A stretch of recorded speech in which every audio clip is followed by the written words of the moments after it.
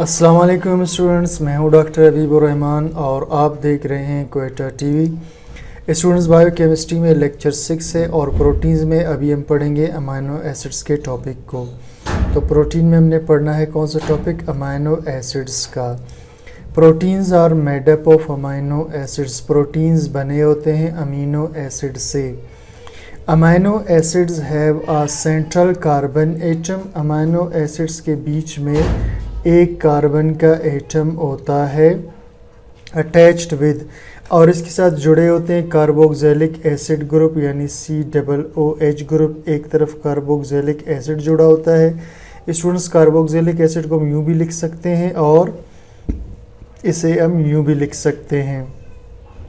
फिर amino group इसके साथ जुड़ा हुआ होता है और उसके बाद हाइड्रोजन एटम इसके साथ जुड़ा हुआ होता है और अल्काइल ग्रुप, ये अल्काइल ग्रुप है। स्टूडेंट्स, ये जो अल्काइल ग्रुप है ये चेंज होता रहता है जिसकी वजह से मुख्तलिफ अमाइनो एसिड्स बनते रहते हैं। तो प्रोटीन अमाइनो एसिड से बने होते हैं और अमाइनो एसिड के अंदर ये ग्रुप्स लगे होते हैं। Amino acids combine with one another. अब अमाइनो एसिड्स आपस में जुड़ते हैं। अब स्टूडेंट्स, अमाइनो एसिड आपस में कैसे जुड़ते हैं इस पर अभी मैं आपको थोड़ा सा स्ट्रक्चर बनाकर समझा देता हूँ, ठीक।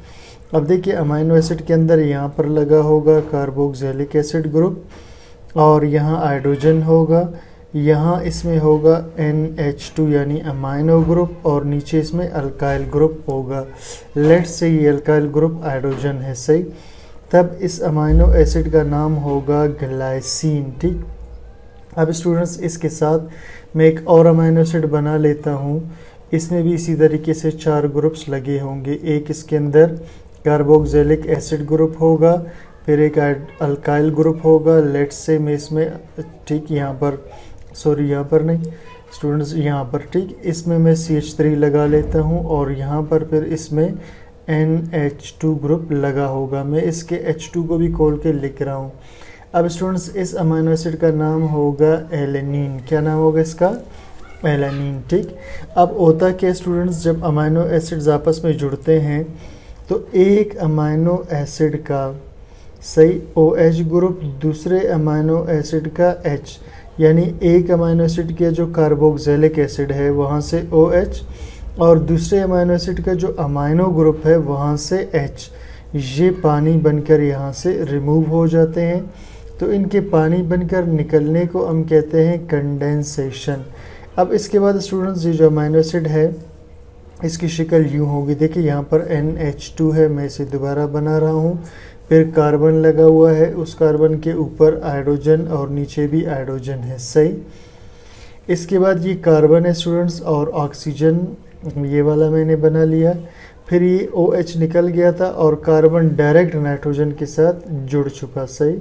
कार्बन डायरेक्ट नाइट्रोजन के साथ जुड़ गया और नाइट्रोजन के साथ अपना एक H लगा हुआ है, ये वाला।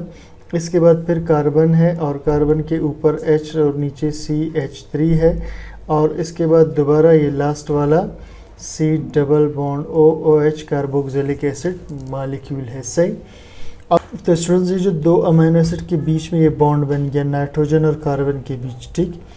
इस बॉन्ड को कहते हैं पेप्टाइड बॉन्ड, ठीक। क्या बोलते हैं इसको? पेप्टाइड बॉन्ड, या इसको कहते हैं डाई पेप्टाइड बॉन्ड। तो इस तरह एक अमाइनो एसिड दूसरे अमाइनो एसिड के साथ पेप्टाइड बॉन्ड के ज़रिए जुड़ जाता है। इस तरह जब बहुत सारे अमाइनो एसिड जुड़ते हैं तो पॉलीपेप्टाइड या फिर प्रोटीन का मॉलिक्यूल बना लेते हैं, सही। Amino acids combine with one another. Amino acid जुड़ते हैं आपस में bye formation of peptide bond, बना करके पेप्टाइड बॉन्ड, ये, ठीक। And releasing a water molecule, और ख़ारिज करते हैं पानी का मॉलिक्यूल टू फॉर्म प्रोटीन्स, और फिर बनाते हैं प्रोटीन्स और पॉलीपेप्टाइड या पॉलीपेप्टाइड, यानी बहुत सारे अमीनो एसिड जुड़े हो तो उसे पॉलीपेप्टाइड कहते हैं। This process is called condensation, और इस अमल को कहते हैं कंडेंसेशन। जिसमें पानी का मॉलिक्यूल निकल जाए उसे कहते हैं condensation. Amino acids are represented by 3 letters. Amino acids को हम जाहिर करते हैं 3 लेटर्स से, यानी अब ग्लाइसिन को हम सिर्फ GLY लिखेंगे और एलेनिन को हम सिर्फ ALA लिखेंगे, सही। तो अमीनो एसिड्स को जाहिर करते हैं 3 लेटर से। Instead of writing complete names, बजाय इसके कि लिखें उसका मुकम्मल नाम। देयर आर 20 अमीनो एसिड्स, और कुल 20 अमीनो एसिड्स होते हैं that are found in humans body, जो पाए जाते हैं हमारे जिस्म में। These are essential and non essential amino acids, और इनको हम कहते हैं इसेंशियल और नॉन इसेंशियल अमीनो एसिड्स। तो इसेंशियल जो ज़रूरी है, लाजमी है हमारी बॉडी के लिए, और नॉन इसेंशियल जो गैर ज़रूरी। अब स्टूडेंट्स, इन दोनों अमीनो एसिड में फ़र्क क्या है? इसेंशियल अमीनो एसिड्स वो अमीनो एसिड्स हैं जिन्हें हमारा बॉडी नहीं बना सकता, तो हमें इसे बाहर से लेना पड़ता है खुराक के ज़रिए। ठीक, इसे हमें बाहर से लेना पड़ता है किस चीज़ के ज़रिए? खुराक के ज़रिए। और नॉन इसेंशियल अमीनो एसिड्स वो हैं जो हमारी बॉडी ख़ुद बना रहा होता है। अब स्टूडेंट्स, इसके साथ हम एक छोटा सा टर्म डिस्कस करते हैं, ज़्विटर आयन। ठीक, फिर मैं आपको अमीनो एसिड्स कुछ एग्जांपल के तौर पे बताता हूँ। तो ज़्विटर आयन क्या कहते हैं? Double ion. असल में स्टूडेंट्स होता ये है कि ये फ़र्ज़ करें मैं एक अमीनो एसिड बना रहा हूँ। आप जानते हैं कि अमीनो एसिड के अंदर यहाँ पर NH2 होता है, और इस तरफ इसमें कार्बोक्सिलिक एसिड ग्रुप होता है, ऊपर H होता है, और नीचे की जानिब इसके अंदर अल्काइल ग्रुप लगा होता है। अब स्टूडेंट्स, होता ये है कि ये वाला जो हाइड्रोजन है, चूँकि ये इसका एसिडिक साइड है, यानी अगर मैं इसको इस तरह से बना लूँ तो ये कार्बोक्सिलिक एसिड है। यहाँ ऑक्सीजन की इलेक्ट्रॉन नेगेटिविटी ज़्यादा होती है, जिसकी वजह से वो इलेक्ट्रॉनों को अपनी जानिब खींच लेता है, और यहाँ पर आता है थोड़ा सा या पार्शल नेगेटिव चार्ज, और हाइड्रोजन पे इलेक्ट्रॉनों के चले जाने से पार्शल पॉजिटिव चार्ज आता है। तो ये जो हाइड्रोजन है यहाँ पर लूजली जुड़ा होता है, और सिमिलरली यहाँ पर जो नाइट्रोजन के साथ हाइड्रोजन जुड़े हुए हैं स्टूडेंट्स। ठीक, ये वाले दोनों। अब ये जो हाइड्रोजन है और ये वाला हाइड्रोजन, इसमें नाइट्रोजन की इलेक्ट्रॉनिटी ज़्यादा है, तो इस पर ये इलेक्ट्रॉनों को अपनी जानिब खींच रहा होता है, सही, इस हाइड्रोजन का और इसका। अब होता है ये स्टूडेंट्स कि ये जो हाइड्रोजन है ये यहाँ से रिमूव हो करके यहाँ इस हाइड्रोजन की तरफ आ जाता है, सही। तो ये जब इस हाइड्रोजन पे आ जाता है, इसके नेगेटिव चार्ज की वजह से वहाँ से निकल गया, यहाँ शिफ्ट हुआ। अब शिफ्ट होने के बाद अमीनो एसिड का जो नया स्ट्रक्चर होता है वो यूँ होता है कि यहाँ COOH निकलने के बाद माइनस चार्ज आ जाता है, और यहाँ दूसरी तरफ NH2 था पहले, अब इस पे एक और हाइड्रोजन आ जाता है तो NH3 हो जाता है, और इस हाइड्रोजन को ये नाइट्रोजन अपने लोन पेयर ऑफ इलेक्ट्रॉन के ज़रिए जोड़ता है, इस वजह से इस पे आता है प्लस चार्ज। ठीक, तो ऐसा अमीनो एसिड जिसके एक तरफ नेगेटिव चार्ज हो, दूसरी तरफ पॉजिटिव, तो इसको ज़्विटर आयन कहते हैं। When a hydrogen of carboxylic acid transfers, जब हाइड्रोजन कार्बोक्सिलिक एसिड में से मुंतकिल हो जाए, यानी ये वाला, to amino group of same amino acid, amino group को उसी अमीनो एसिड के, then a double charge ion is form, तो एक डबल चार्ज वाला यानी पॉजिटिव नेगेटिव चार्ज वाला आयन बनता है, इस कॉल्ड ज़्विटर आयन, जिसे हम कहते हैं ज़्विटर आयन। अब स्टूडेंट्स, इसके बाद मैं आपको कुछ अमीनो एसिड्स और उसके स्ट्रक्चर बना करके दिखाता हूँ, सही।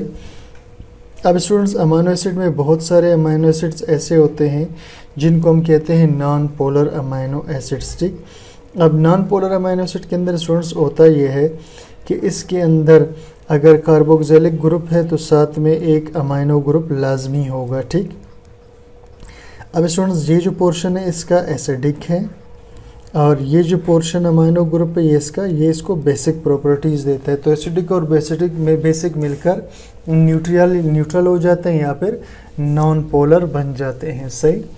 तो ये नॉन पोलर अमीनो एसिड के अंदर आता है, और इसका नाम है ग्लाइसिन, जिसे हम GLY से ज़ाहिर करते हैं।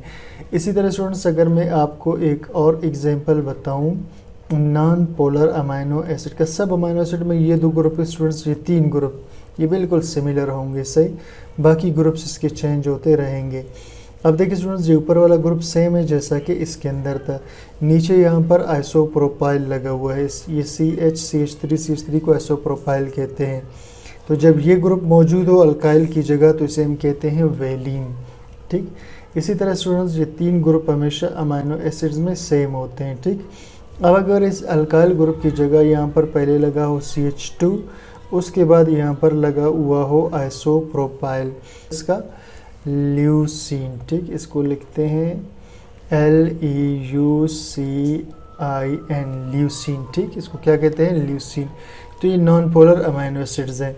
अब कुछ स्टूडेंट्स मैं आपको ऐसे अमाइनो एसिड्स बताऊं जो पोलर होते हैं, सही, जिन पे चार्ज होता है। अब इसमें स्टूडेंट्स स्ट्रक्चर बिल्कुल उसी तरह अपने बनाना है, यानी ये 3 ग्रुप्स तो हमेशा सेम रहेंगे। अगर यहाँ पर CH2 और OH लगा हो, ये पोलर होता है स्टूडेंट्स, ठीक है, इस पर चार्ज होता है, क्योंकि यहाँ पर जो ऑक्सीजन है इसकी इलेक्ट्रोनिटी ज़्यादा है हाइड्रोजन से, तो ये पोलर बन जाता है और इसे स्टूडेंट्स हम कहते हैं सेरीन, ठीक।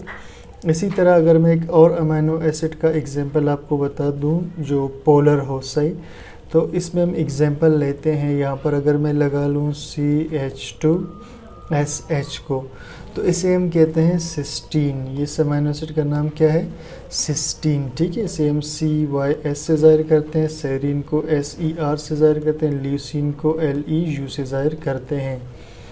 और स्टूडेंट्स अब इसके बाद मैं आपको बताता हूँ कुछ ऐसे अमाइनो एसिड्स जो इलेक्ट्रिकली चार्ज्ड होते हैं, सही। मिसाल के तौर पर जैसे यहाँ पर ये ग्रुप हमेशा सेम रहेंगे स्टूडेंट्स, ठीक, इसको हमने चेंज नहीं करना, ये हमेशा सेम रहते हैं। अब यहाँ स्टूडेंट्स CH2 के बाद अगर दोबारा कार्बोक्सिलिक एसिड ग्रुप लगा हो, तो लाजमी बात है इस कार्बोक्सिलिक एसिड की वजह से यहाँ पर ऑक्सीजन और हाइड्रोजन में इलेक्ट्रोनेगेटिविटी होगा, उसकी वजह से क्या होगा, यहाँ नेगेटिव चार्ज आ जाएगा, यहाँ पॉजिटिव, और ये अक्सर एसिड की वजह से रिमूव हो जाता है। तो ये हमारे पास इलेक्ट्रिकली चार्ज अमाइनो एसिड होता है, जिसे हम एसिडिक अमाइनो एसिड भी कहते हैं, ठीक। इसे हम क्या कहते हैं, एसिडिक अमाइनो एसिड, और इसका नाम है एस्पार्टिक एसिड। क्या नाम है स्टूडेंट्स इसका, एस्पार्टिक एसिड, और इसे ASP से हम जाहिर करते हैं, ठीक। इसी तरह स्टूडेंट्स अगर बिल्कुल इसी तरह का स्ट्रक्चर हो जो मैंने यहाँ पर बनाया हुआ है, ठीक, अगर इसमें मैं सिर्फ क्या कर दूँ, इस CH2 के बाद एक और CH2 का इजाफा कर दूँ, ये बाकी ग्रुप वही हो, कार्बोक्सिलिक एसिड, ठीक, तो इसका नाम होता है ग्लूटामिक एसिड। क्या नाम होगा इसका स्टूडेंट्स, ग्लूटामिक एसिड, जिसे MgLU से ज़ाहिर करते हैं, ठीक हो गया स्टूडेंट्स। तो स्टूडेंट्स ये कुछ अमाइनो एसिड के स्ट्रक्चर थे जो मैंने आपको बता दिए। तो उम्मीद करता हूँ लेक्चर आपको समझ में आ गया है। कोई चीज़ क्लियर ना हो कमेंट सेक्शन में ज़रूर बता दीजिए और चैनल को सब्सक्राइब, लाइक, शेयर कीजिए। Thank you for